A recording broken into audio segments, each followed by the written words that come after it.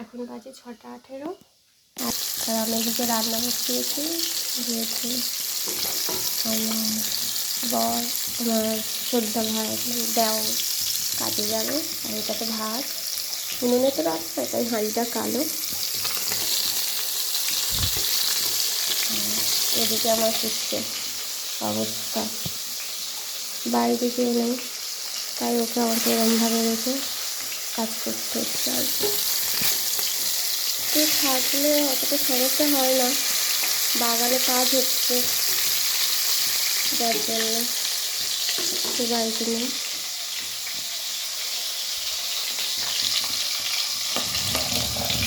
আর এদিকে আমি জানি সকালে রান্না করতে হবে, সেজন্য রাতে সব সবজি আনাজ কেটে আর ফ্রিজে রেখেছিলাম। তো রান্নার পরে তো আরও কাজ বাকি আছে। তো এদিকে আমার মাছ ভাজা কমপ্লিট। মাছগুলো তুলে নিচ্ছি।